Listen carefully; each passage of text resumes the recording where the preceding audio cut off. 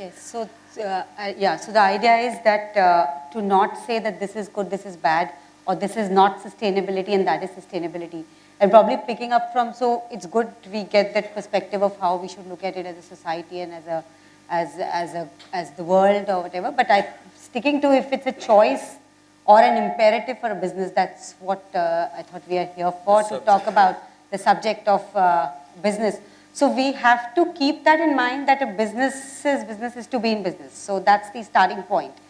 Keeping that at heart, which is the profit aspect of, if we would talk about the people, planet and profit when we talk of sustainability. Because when we heard a lot of questions being raised to him in the session in the morning, and then if I have this privilege of having heard the other people and having heard all of them here now. So I think it's important to, for that stakeholder or whoever is looking at it, or for that business, to be able to say that where are you coming from and how do you view sustainability. So when we talk of, I would just kind of share one little discussion that we had with a client with whom we were working on developing their strategy for them. And one of the directors came up with this question, okay, so whose sustainability are we talking about? So I think that becomes a very important thing, that when you are in a situation, whose sustainability are you talking about? So I think if a business is looking at that it's about my sustainability, and then I look at all the angles that I'm looking from, whether the community is giving me a license to operate.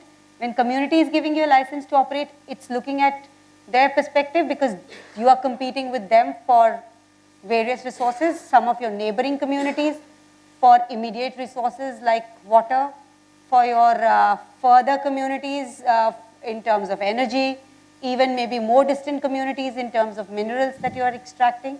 So I think it is very important to stay in that context to say whose sustainability you're talking about, and then look at these other aspects of sticking to profit and then looking at people and planet.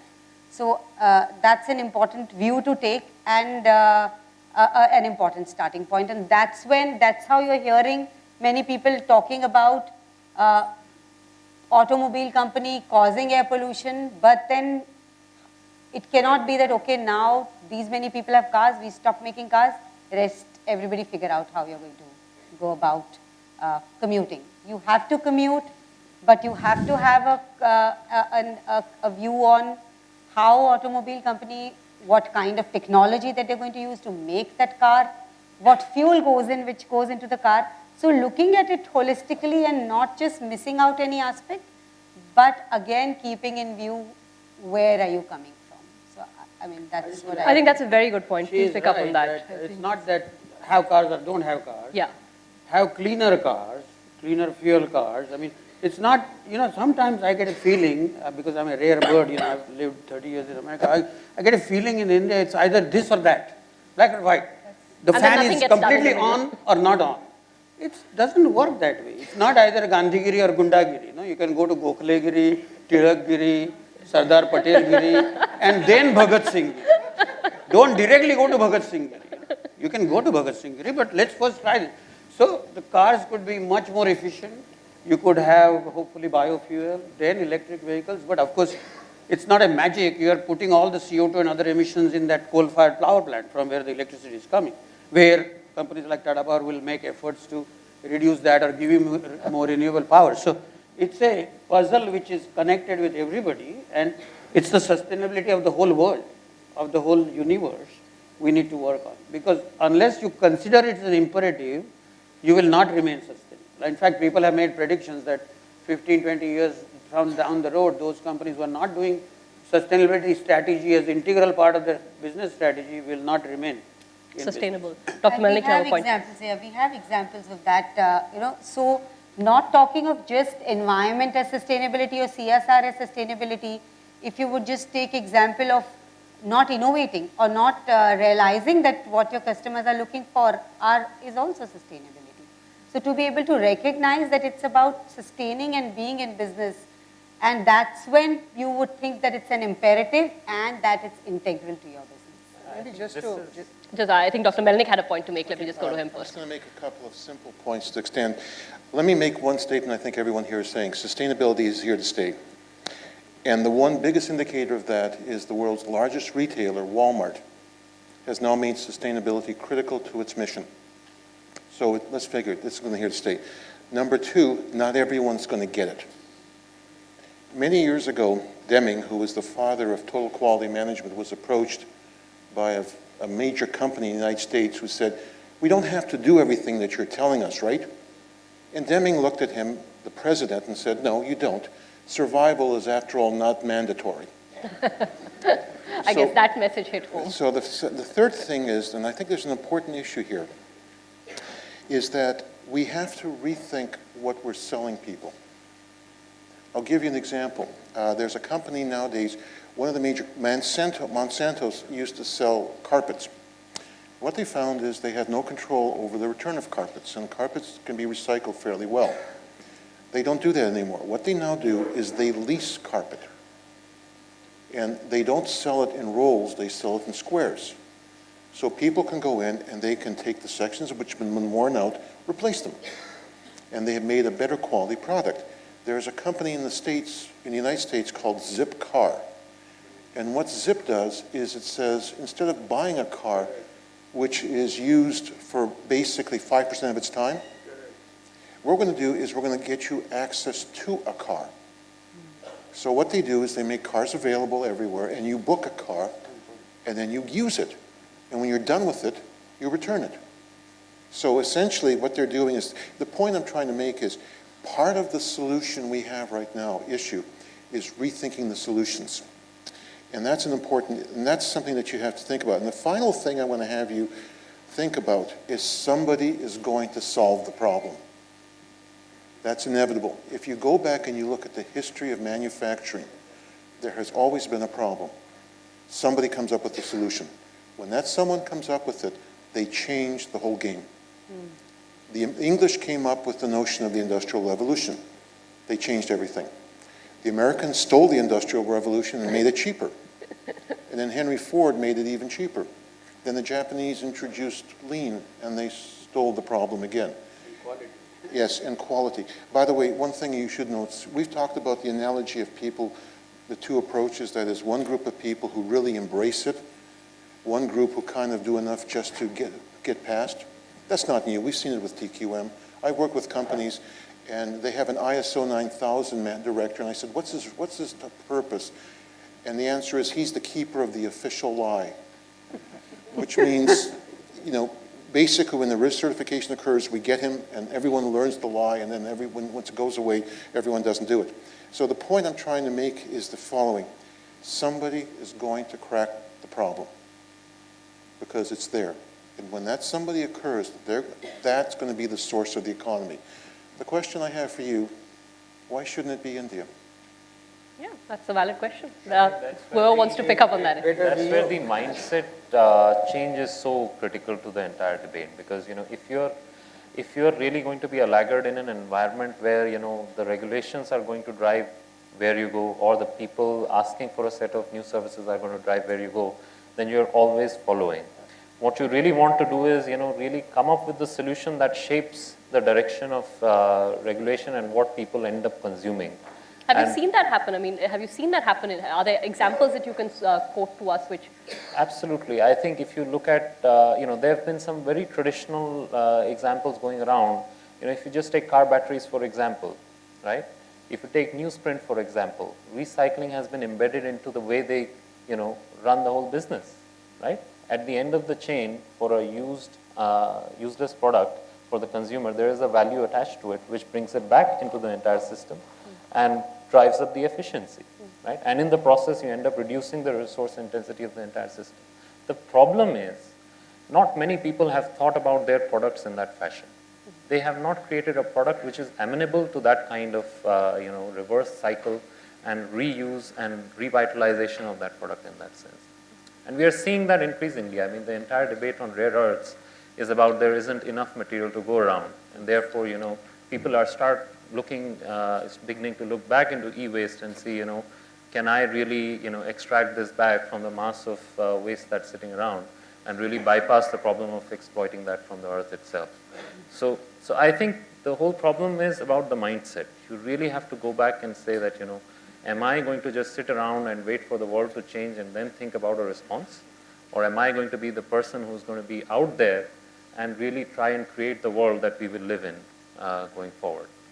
Maybe just to build on what Vivek just said, and just give some examples, vast examples from India. And it's interesting to just for a minute wear the hat of a CEO, because the CEO has to deliver results, CEO has to satisfy shareholders, and the CEO has to think about these topics. So, today there is a younger employee base. This younger employee base is hugely connected on social media, and you guys are the experts in that, right? But what's happening as a result is perceptions of a company and the need and the want to work in that company actually are determined a lot by what is the younger group thinking. Now, what is the younger group conscious about? They're conscious about their rights, they're conscious about the environment, they're conscious about doing good, and they're also, by the way, linked across the world.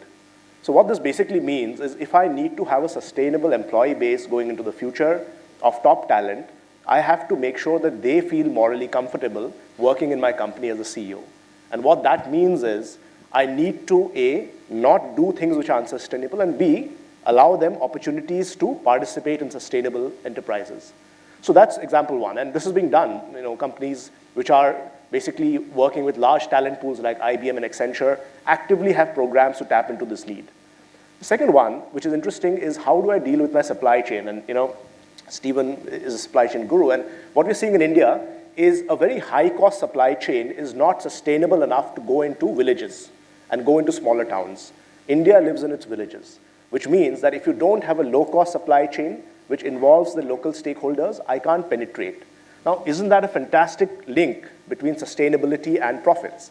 And like Unilever, Hindustan Lever has actually used, and this is a well-known example of Shakti Ammas, who are nothing but women in the villages who become the retailer for the 10 houses around her. And all that happens is you bypass the middleman. And what happens is she gets a steady stream of revenues for her family. She can educate her kids. Plus, there are some good products which finally reach the customer. Customers are happy, and this is an ongoing revenue stream for Unilever. So, second one was the supply chain. Third one, interestingly, is the customer. I mean, it's interesting to know that in India, electricity is a big problem. This will remain a big problem. But we do want to drink cold drinks, right? And the cold drinks need to be cold. So companies like Godrej, other companies are actually, and this is quite interesting, finding ways to reduce the size of the fridge and make a fridge which A, consumes significantly lower electricity, and make it in a manner that even if there's a power failure, it remains cold for 8 to 10 hours. Now think of the beauty of that solution, because then it opens up a huge consumer base, reduces electricity consumption, gives you profits, but makes your business operations more sustainable. And the last one really is around what I'd call as sustainable operations. Like, it's very hard today, given the judicial activism, given the kind of news which is across, to go and ruin the ecosystem. For example, a company which does mining cannot afford to do that. And while it may not be revenue enhancing, it will be risk reducing. Because imagine the risk of setting up a huge aluminum refinery and then getting a stay from the Supreme Court just because you did not engage in sustainable operations. It's a huge shareholder loss. So these are the 4 practical examples I see, at least in India, of how a CEO can think of sustainability as in the very core of their business operation itself. Very, very useful examples there. Mr. Khare, you had a point to make, and I think Mr. Gupta had a point to make, then I'll go around. Maybe just to pick up on some of what's said, right? I mean, there's lots of innovation in India. The question is, as you go back or go in and work with different companies, how do you get some of this stimulated, right? At least that's some of the question that fascinates me. And if I just look at telecom as an example for a moment, right? You can look at telecom and say it consumes electricity in its towers, and so therefore all the telecom companies in India are innovating like crazy, perhaps the most innovative in the world on reducing energy consumption and then energy cost in the tower. Now that's internal to the company. I think all the companies are doing that, a lot of that. But if you actually looked at the impact that telecom can have overall on sustainability, right? how can it increase incomes? You've all heard about the cases of the fishermen in Kerala, off the coast of Kerala, who were able to discover prices and therefore up their income. If you think about how telecom can be used to meter and electricity, and so therefore the person doesn't have to travel and you reduce energy costs and you get more efficiency.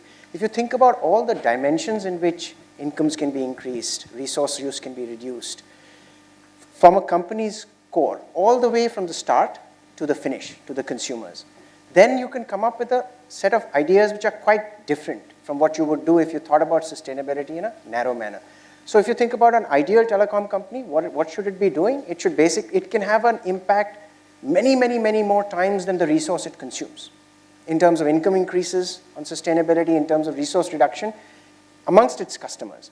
So thinking about it that way is quite crucial, in my view, to being able to find the kinds of examples that we have been talking about, and really making a much, much bigger difference to the world. And by the way, this applies to every company, every individual. Think beyond boundaries. Mr. Kalia, you had a point to make, sir. Just one minute. Mr. Kalia has been wanting to speak for a while. Go ahead, sir. Go ahead. Go ahead. Chaitanya, please. Yeah, I would like to respond to the question posed by Stephen.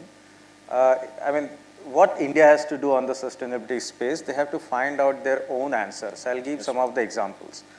In the morning, we talked about the water bottles, and I think it could be one of the student can pick up as a case study. It is equivalent to, in my view, a Dabbawala example, which is evolved. And today, if you go into the Mumbai or anywhere, you don't find, at least in the city, any of the bottle thrown.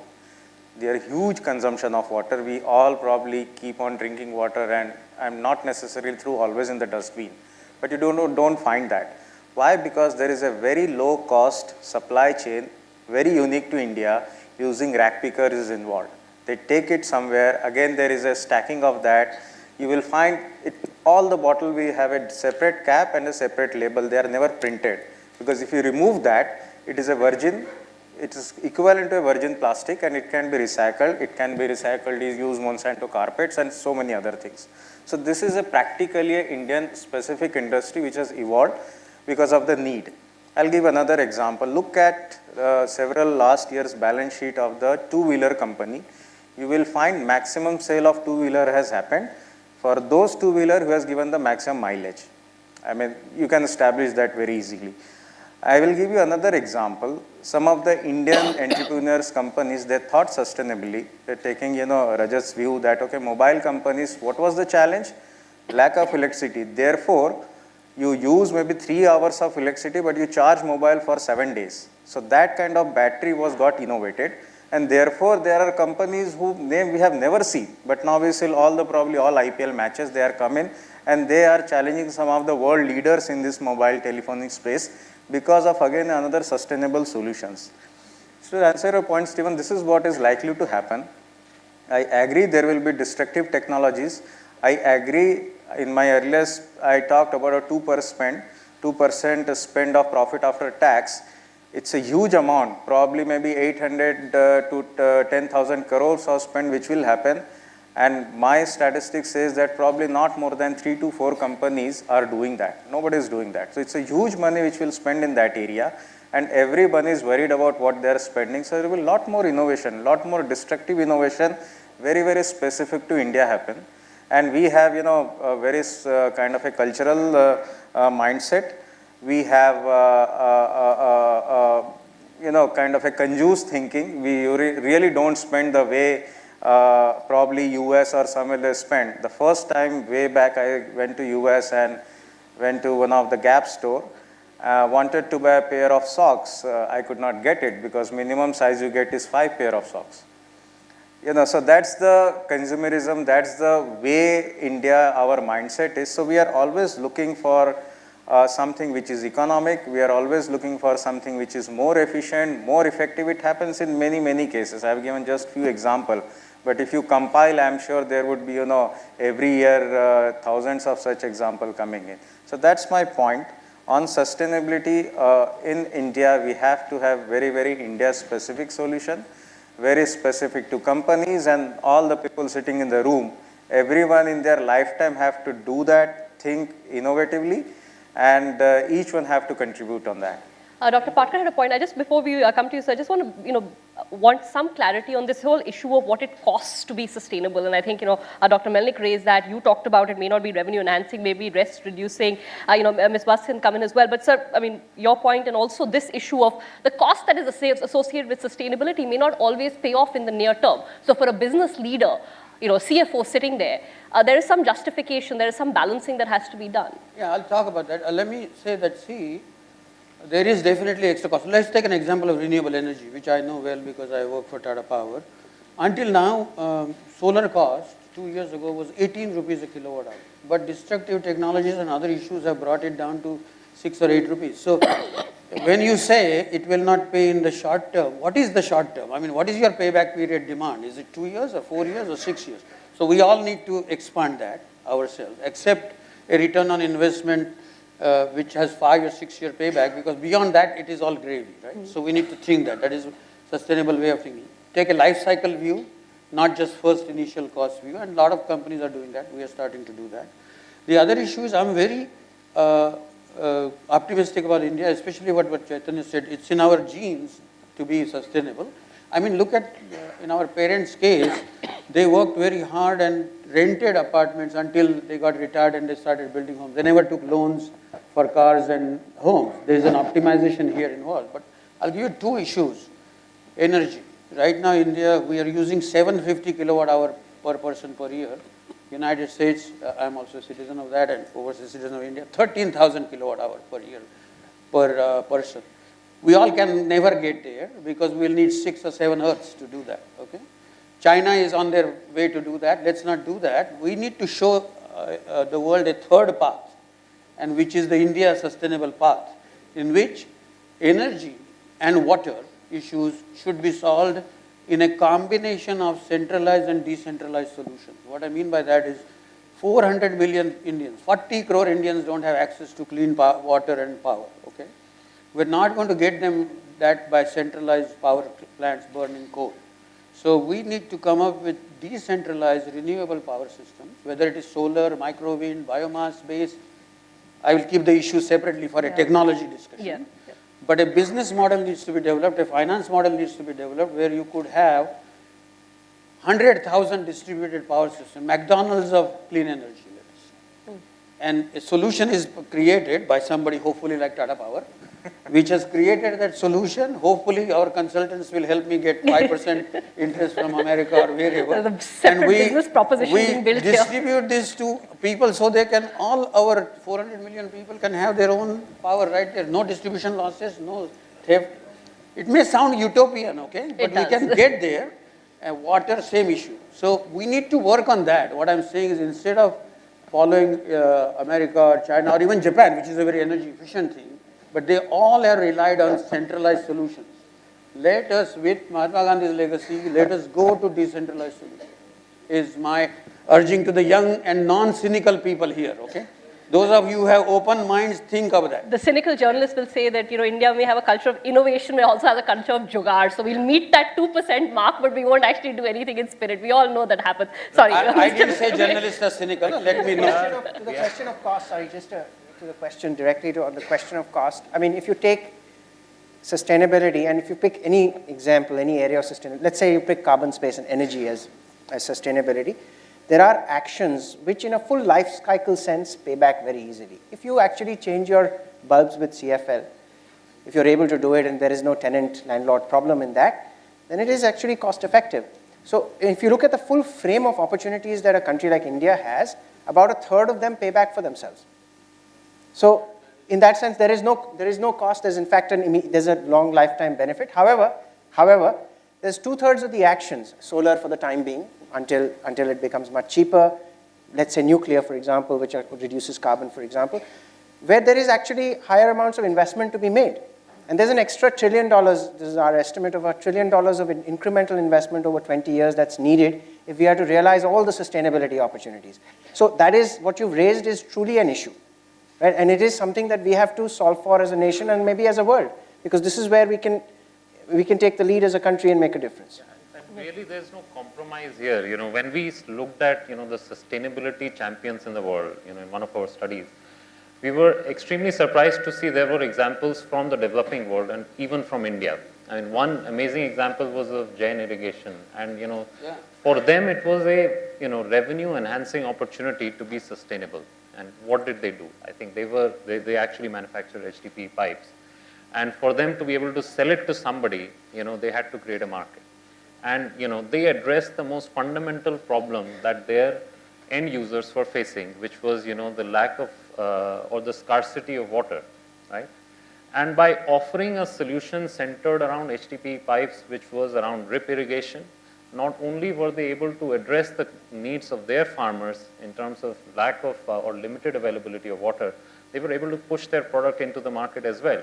So there's really no compromise. It's really, within your mind, have you really thought through, how can you construct offerings which address the pertinent problems that your consumers are facing? And then, the payoffs are far beyond just the mindset of, controlling cost, but, it is really game-changing for your business. Can I just add a point? Absolutely. You see, we've been discussing costs for quite a while now. But what businesses often look at is the return, because cost could be something which is consumed within the year itself and it's an expense, or it can be something taken as an investment. What businesses look for is return and therefore the ROI. And I think a question which still has to be addressed is how do you compute the ROI on sustainable investments? Absolutely. Okay. Absolutely. Because if you look at only the tangible returns, often they won't be sufficient. You've got to go beyond the tangible returns and start looking at intangible returns, which is happening around you in terms of the society, in terms of community, in terms of your customers' behavior and things like that. And often this is not captured. I have a quotation, the IMD Business School in Switzerland has been running since 2002, annual program where they actually meet executives from large companies and trying to understand how sustainability efforts are being developed over a period of time. And a very large company, I won't name the company, there is a sustainability officer, just as Dr. Patkar is a sustainability officer. And I want to read this quotation out here. It says, our senior management takes a compliance-driven view of the environment. This creates a problem when trying to deal with sustainability. I need to defend everything that my group does outside of compliance. And I need to provide convincing information about the contribution to shareholder value of sustainable management. Now, this is reality, okay? And we need to address this change in mindset as well if you want to talk about sustainability. No, absolutely. Mindset and bringing it down to how things like ROI are computed. I think Ms. Watt's been trying to make a point for a while. There is scope there, not in India, but there are companies like Puma. Some of you may have seen that this thing, which is talking about the concept of environmental P&L. So you are growing. P&L. Yes. So you have your P&L, but at what cost? So, that's where the cost of, so that's when you build in that concept of sustainability valuation and saying that at what cost to the environment or society is that is my P&L statement on. So that concept is slowly but surely coming up. It is a challenge in India. There are, when you go and talk about this concept of sustainability, the return on investment or the duration of payback period does come into play, especially when it's an Indian entrepreneur, because risk is not something which scares them. It's the opportunity that they want to talk about. So because, they say that we are anyway taking a lot of other risks, so that risk be there. So again, the perspective of whether you approach sustainability from a risk perspective or an opportunity perspective or a balance of both becomes very important when you have that sustainability. Dr. Melnick had a point. I think Chandani said right, natural capital concept has to be brought in. If your product is beneficial to the environment, a credit should be given in the first bottom line, which we don't give right now. It's an issue related to masters and PhD. Let's just get bachelors done here for these guys, then we'll talk about that later. Dr. Melnick. Dr. Melnick had a point to make. Dr. Melnick? I'll be quick, unlike a professor. I'll make 4 points. The first point that you're realizing is something that's becoming really critical now. You've got to make waste visible. And the reason that's becoming critical now is because companies, especially in the United States, North America, have been outsourcing to China. We're now pulling back. Why? Because we have gone from looking at the direct cost to the total cost of ownership. And I think one of the challenges we have is to come up with metrics that make waste visible. Because if waste is not visible, you ignore it. Now, number two, the second point I want to bring up is the challenge, the problem with compliance. There's an incentive, there's an attempt that says if we regulate it, we cause behavior to improve. Let me give you an example that I know of. It's not Indian, but it's from the United States. One of the leading companies in the United States in sustainability is a chair company called Herman Miller. They now find that compliance creates a risk averseness. How's that? If I do what the government asks me to do, I'm safe. If I do something different that's more effective, the onus of responsibility is mine. That is to say, I have to prove to people that it works. That creates a disincentive for me to do things. The third thing I want to say is that you've picked up one thing that we should really hit on, which is that this is interlinked. And the other thing that you're picking up in addition to that is it's a function of the business model and the key customer. One of the reasons, the examples that you've been talking about here has been you're going from a very affluent key customer to someone who's no longer affluent. If you go back to the business model and you change your key customer, you have to come up with a different solution. The final thing is, I think we should, the SPJIMR Institute should maybe start putting together an index of companies which are providing different solutions, because we see them everywhere. I'll give you an example. Most of the time we buy CDs, right? Apple has come up with a concept of the iTunes. What's the advantage? If I have a new computer, I simply log into my account. If I have those iTunes songs on there that I purchased, all of those songs come right back to my system. I don't have to buy the physical disc. I can buy the outcome, not the disc. Kindle, Amazon. When I travel, there's 500 books. No paper. You have other examples. I think we need to see these other examples documented because, so four things you have. Compliance has a problem, make waste visible, interlinked, document the new models, and also think about the business model and saying, as we change the customer, we change the solution. Let me just get two last comments from Mr. Kalia and from Mr. Bhagwati, and then we'll open the floor to questions. Mr. Kalia, you were picking up on one of the issues. Yeah, I would like to, answer Professor Chandrani's comment which you make. And today, I'm spending half of time or maybe more only to address that.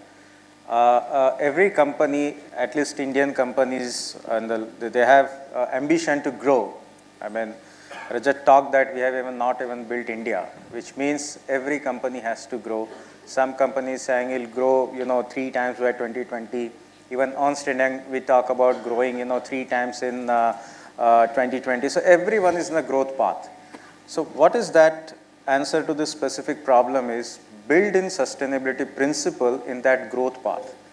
Unless that happens, it will look like it's add-on function. It cannot be any more add-on function. It has to be a function which is embedded, and it's not easy. Probably several of you, if you go and work with the company, it would be required. And we have been discussing that if one message I would like to give the audience here is that don't lose any opportunity where you can embed this sustainability principle in whatever activity you are doing. If that happens, it is going to make huge difference. That's all one comment I wanted to just say. one thought. Yes. We've talked a lot about business. The last 10 years of resource price increases have done more for sustainability. Growth has taken it away. Because it's been forced upon us. Well, you call it forced, but organizations work to economic signals, right? So the economic signals have been there, and more has been done for sustainability across the world, not just in India. I mean, the push towards energy efficiency, the push towards the kinds of products that we talked about, the awareness levels that have increased. I think we do, while we're talking here about corporates, we shouldn't forget the fact that a part of the solution or a piece of the cog in the wheel lies outside. So for example, providing better economic signals by removal of subsidies on energy, by actually pricing in the full cost of energy, the extraction cost, the carbon cost, the environmental cost of energy, which will then increase the cost of some of these things and therefore improve the quality of the economic signals to companies. These are things that we can't forget about. Also, there are market failures, which companies can't deal with. Very simple example. As a landlord, I will not put a CFL. Why? Because I will not benefit from it, the tenant will, right? That's the very simple example. There's a vertical market failure here. And what is needed to fix it? Probably regulation. So there is an external dimension to this which is outside of corporates, which will signal the need for change and the change, which we shouldn't also forget about. In fact, my view is that actually 2/3 of the solution today lies in some of these things being triggering change, which then corporations will implement. Only 1/3 of things are things that corporates will do by themselves. No, that's a very valid point, but some of those are, far more complex issues, so I'm not sure. Yeah, but we can't afford not to think about them because otherwise we won't solve the problem. No, absolutely. Mr. Bhagwati, I wanted to come to you on the last issues. Yeah, very interesting set of points, and I guess just building on what Rajat started with on the middle class, right? This is quite important for India. Literally India and China will be this group of people who will move the middle class needle. So that is something which is good for India, right? So, and the other thing which is going to happen in India for sure is resource prices will keep rising. Even if you don't want it, some of those external triggers will happen. So then as a group of students who will enter the workforce and as a group of people in the corporates, what is it that we can do? I think that's the interesting question. And I just leave 2 or 3 points on the table. One is, what we've heard is, don't be satisfied with the definition of sustainability which only borders on compliance or only does lip service. So eroding the environment but doing advertisements to sort of satisfy others, that's counterproductive. So as a group of concerned citizens, I think that is important. But then what is the solution? And I think innovation comes in there, because as Indians, if we can find innovative solutions to get sustainable around supply chains, new products for the middle class, rural class in India, or even finding ways to continue employee engagement and engaging with people who want to contribute in this field, really the field is open for this group to think on innovation, to get sustainability right into the front and center of core operations. Because if this doesn't happen, the middle class moving into a more prosperous zone won't happen. And if that doesn't happen, the question is India sustainable? I think it's a far bigger question than a department sitting in a company. So, I'd urge you guys to ask the hard questions in this.